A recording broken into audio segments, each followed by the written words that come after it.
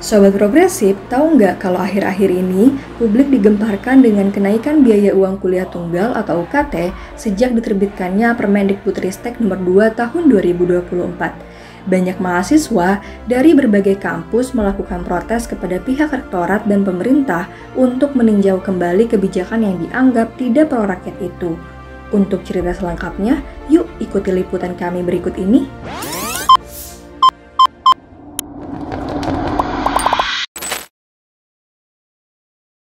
Apa tanggapan kakak perihal isu kenaikan UKT yang akhir-akhir ini udah banyak diketahui sama mahasiswa gitu, dan udah banyak juga protesnya di mana-mana. Tapi untuk saya pribadi, jika kenaikan itu berdampak baik kepada mahasiswanya sendiri, itu tidak masalah. Tapi kalau kenaikan itu tapi tidak ada yang berubah, itu akan jadi masalah.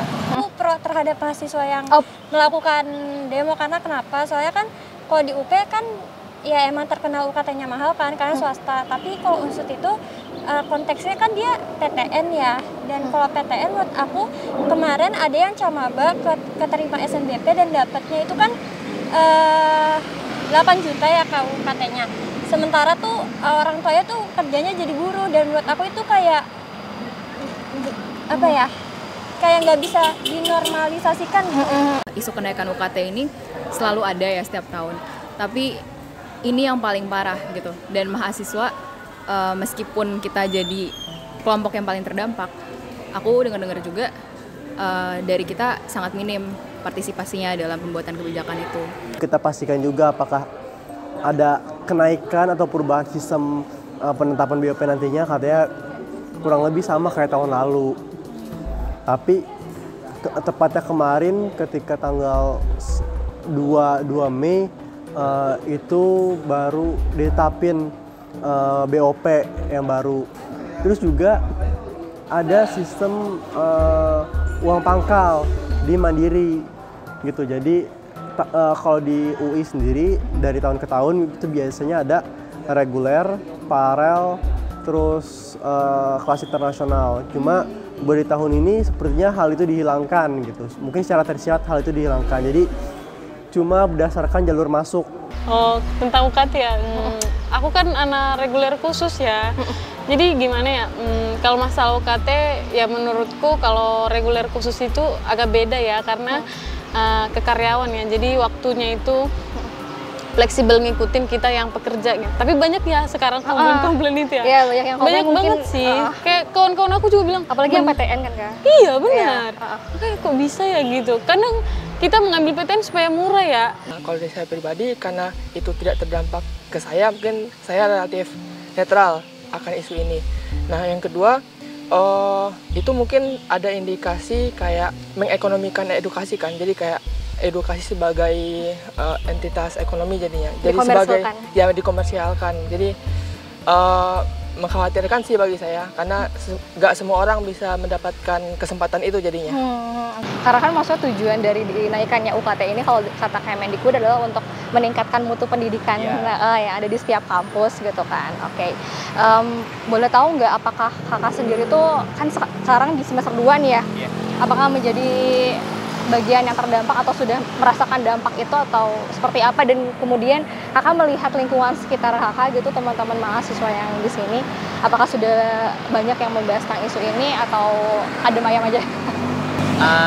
Kalau boleh jujur ya, untuk sekarang untuk pembahasan mengenai kenaikan UKT ini belum banyak, karena teman-teman saya juga belum begitu membahas. Tapi untuk dampaknya itu ada beberapa orang yang sudah terkena dampaknya, kayak saya juga termasuk kan. Iya, karena kakak masih semester 2 kan ya? Baru semester 2, tapi UKT-nya sudah agak tinggi. Apalagi kalau dinaikin kan agak sedikit makin bermasalah lagi. Beberapa teman saya kayak yang dapat KIP. Ya, mungkin KIP UKT-nya dia dapat beasiswa untuk UKT-nya. Tapi untuk kebutuhan lainnya, kalau UKT naik kan beberapa kebutuhan lain yang dari kampus harus naik kan, itu yang akan bermasalah juga bagi mereka. Kalau di kampus aku sih nggak ada yang masalahin tentang UKT atau isu-isu yang kayak Unsut sekarang sih Kak. Cuman kayak ya itu kayak saya turut empati gitu sama kejadian yang sekarang. Tapi aku rasain memang bahwa UKT di negeri itu kayak tanda tanya gitu loh, Iya. gitu ya. Yang saya ketahui dari lingkungan saya pribadi yang tongkrongan yang dekat-dekat itu relatif tidak ada ngebahas tentang itu. Cuman yang saya aware tentang isu itu ada beberapa kali demo itu kayaknya yang diinisiasikan oleh BEM UI sendiri kan. Yang saya tahu cuma itu. Dan kemudian kan merambat ke beberapa instansi pendidikan lainnya yang baru-baru ini mengadakan demo juga kan. Lebih susah gitu.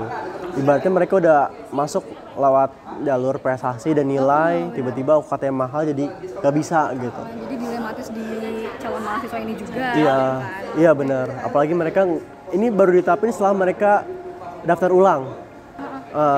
Beberapa orang hubungi saya, dia udah putus harapan lah gitu kayak, ini saya nggak jadi masuk UI Kak, karena UKT-nya udah nggak tahu, UKT-nya udah mahal. Apalagi saya maunya SIMAK kan tadinya. Terus sekarang katanya UKT BOP-nya uang pangkalnya udah 75 juta, saya nggak sanggup bayar segala macam. Udah menyerah duluan gitu. Untuk pemerintah, menurutku harus stop keluarin Permendikbudristek yang sama sekali nggak berpihak sama mahasiswa. Kenaikan-kenaikan UKT di tahun-tahun sebelumnya itu udah membuat kita shock, dan ini yang membuat kita paling shock karena ada uang pengembangan gedung sampai 90 juta, 70 jutaan. Apa sih kira-kira harapan kakak untuk pemerintah ke depannya dalam menanggapi polemik perihal UKT ini gitu?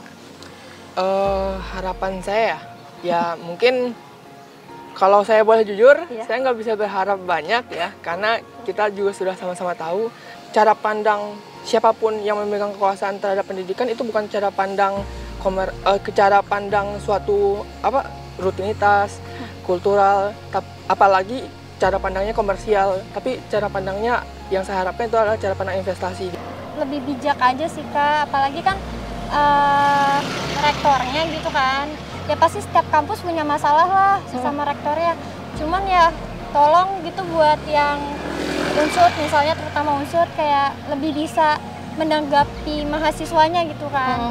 Mahasiswa sekarang tuh pinter-pinter gitu loh kan, mereka tuh berani untuk kayak Menyuarakan. Iya, menyuarakan. Yang tadi mungkin Permendikbud itu bisa direvisi yang tadi gitu. Dan mungkin dari DPR sendiri bisa memanggil dari para pihak. Kalau nggak salah hari ini atau kemarin tuh Universitas Jenderal Sudirman sempat audiensi juga ke DPR RI terkait dengan UKT-nya. Semoga aja DPR RI bisa meminta klarifikasi atau pertanggungjawaban dari Permendikbud dan juga dari Presiden terkait dengan UKT. Karena ini nggak terjadi di UI aja.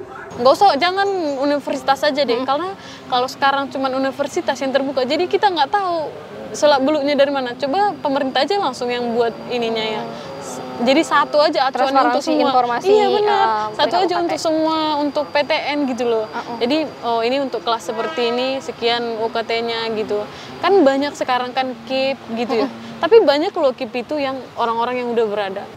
Permendikbudristek ini didesain untuk meningkatkan biaya kuliah aja gitu, tanpa ada pengembangan yang dilakukan.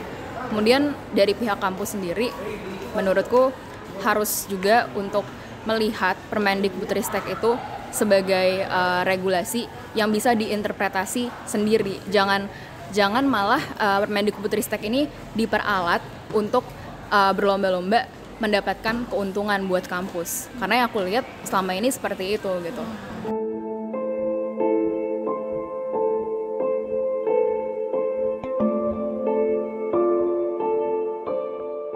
UKT kan singkatan dari uang kuliah tunggal ya. Tapi kenyataannya uang kuliahnya nggak tunggal kan. Dia ada bermacam-macam. Masyarakat diperlakukan sebagai konsumen dari barang privat. Dan itu kita udah dinormalisasi, udah dibiasakan selama 25 tahun, hampir 25 tahun. Jadi saya bukannya sinis, tapi ini adalah sesuatu proses yang memang konsekuensial sifatnya, sudah pasti gitu terjadi. Persoalannya kenapa setiap tahun, termasuk yang sekarang ini, menjadi kegaduhan? Karena proses demokratis untuk menyelesaikan masalah ini lagi-lagi dieksternalisasi. Maksudnya eksternalisasi itu dilimpahkan. Dia dieksternalisasi kepada siapa? Satu, kepada orang tua, udah pasti ya, karena sebagian besar UKT itu harus dibayar oleh orang tua. Dan yang kedua, kepada organisasi-organisasi formal di kampus yang kita tahu hidupnya cuma 1 tahun sekali. Maksudnya nggak ada kan yang jadi pengurus BEM lebih dari setahun gitu ya. Yang mengkhawatirkan, yang menggelisahkan justru kenapa setiap kegaduhan nggak ada kemajuan penyelesaian demokratik gitu ya. Kita tahu biaya pendidikan itu mahal, tapi menjadikan pendidikan itu mahal tidak membuat kualitas semakin lebih baik. Tapi mestinya kalau kampus merasa dirugikan oleh proses kebijakan yang sebetulnya sudah terbukti selama 25 tahun ini tidak memberikan seperti yang dijanjikan bahwa kalau diprivatisasi kemudian kampus akan lebih hebat dan seterusnya, mestinya kampus segera bersekutu dengan kekuatan masyarakat sehingga melakukan proses yang saya bilang tadi. Menurut saya kunci masalahnya itu bukan di angka, tapi di proses demokratis dalam merumuskan karakter pendidikan, terutama pendidikan tinggi dan termasuk besaran biaya yang harus ditanggung oleh negara, oleh masyarakat dan pihak lain. Nah, hanya kalau langkah yang pasti yang akan tidak dianggap praktis oleh pengelola kampus ini dilakukan, maka kita bisa akan melihat sesuatu yang berbeda dari 25 tahun terakhir. Kalau enggak, pihak kampus hanya akan mengeluarkan kebijakan-kebijakan teknis yang sifatnya tambal sulam, sementara, dan artifisial. Kalau di UI dulu ada namanya BOPB berkeadilan, lalu di kampus lain juga mungkin subsidi silang dan lain-lain. Tapi semua itu sebetulnya tidak menyentuh akar masalahnya. Di bulan-bulan ini, Mei, Juni, Juli, sebelum masuk kuliah Agustus, itu menurut saya hanya membebani mahasiswa. Karena masyarakat akan komen di media sosial, mahasiswa sekarang memble, nggak lagi nggak memperjuangkan segala macam. Coba dalam posisi mereka gitu, dalam posisi mereka dibebani begitu banyak masalah juga, dan nggak ada persekutuan demokratik yang cukup besar, terutama dari kalangan kampus. Mulai ada muncul serikat pekerja kampus, saya jadi salah satu anggotanya. Tapi persekutuan itu harus dibangun, diperkuat dan berkelanjutan, karena sudah pasti problem UKT ini akan muncul terus-menerus selama akar masalahnya tidak diselesaikan.